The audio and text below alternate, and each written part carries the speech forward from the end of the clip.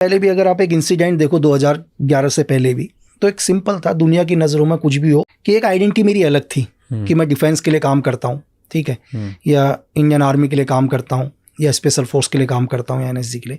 Then आने के बाद धीरे धीरे जब मुझे एक डबल मर्डर के केस में एक किलिंग होती है उत्तराखंड के अंदर, और उस किलिंग में अरेस्ट होता हूँ मैं, ठीक है, तो इसमें उस टाइम यूपीए की गवर्नमेंट थी, और यूपीए की गवर्नमेंट डिसाइड करती है, वहाँ की पुलिस और दिल्ली पुलिस और यूपी से कुछ बुलाए हुए, कि इस किलिंग के पीछे इसका हाथ है करके। तो कैसे, क्यों आपको ही क्यों पकड़ा? राजू पारगाई और अमित आर्या केस पर। ये दोनों कौन थे? एक्चुअली दोनों अगर आप रिकॉर्ड देखो तो दोनों के हिसाब से एज ए गवर्नमेंट रिकॉर्ड में दोनों एक बड़े गैंगस्टर्स हैं, ठीक है, दोनों बड़े गैंगस्टर्स, और कई केसेस हैं उनके ऊपर। मर्डर्स केस तो आम बात है, ठीक है, लेकिन कुछ आर्म्स डीलिंग्स पर भी हाथ है इनका। ओके, तो इलीगली वेपन स्मगल करते थे। वेपन्स और मर्डर्स तो आम बात थी, मर्डर्स वगैरह तो बहुत हैं। जब इनकी किलिंग हुई तो इनके ऊपर ये दोनों मर गए? दोनों मर गए, एक ही बुलेट से वन शॉट, एक बुलेट से दो लोग मरे? 2 आदमी, 1 बुलेट इन 2 मैन किल्स, एक ही गोली से दोनों आदमी। ये कैसे हुआ? अब ये जो भी जिसने किल किया होगा उसी को पता होगा सर। तो इस केस पर मुझे अरेस्ट, एक ही गोली से दोनों आदमी मरे हैं सर, सिंगल बुलेट से।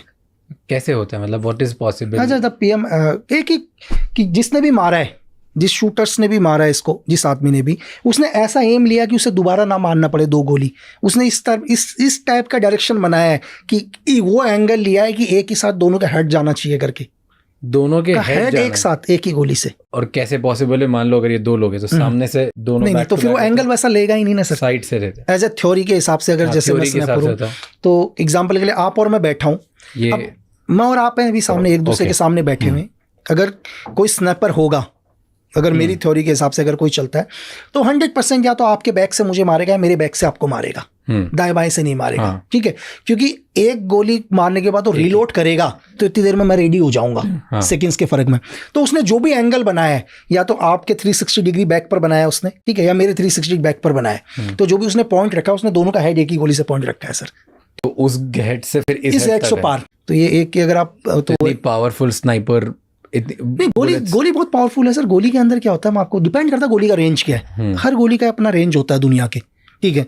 आप एक पिस्टल से फायर करते हैं तो पिस्टल का रेंज है 15 मीटर सर। 15 मीटर पर मेरी तरफ से आप 12 सर भी लेके आ जाओगे तो 12 सर भी उड़ा देगा, वो पार कर जाएगा। अच्छा। AK-47 है, 300 गज रेंज है उसका। 300 गज में मुझे लगता है अगर हम 15 आदमी भी खड़े होंगे तो 15 को पार कर देगा सर। बट एक ही शर्त होनी चाहिए कि गोली आपके बोन में टच नहीं होनी चाहिए सर, क्योंकि बोन बहुत मजबूत होता है। बोन को गोली नहीं पार कर पाती, एकदम से तोड़ देगी, पार नहीं कर पाएगी।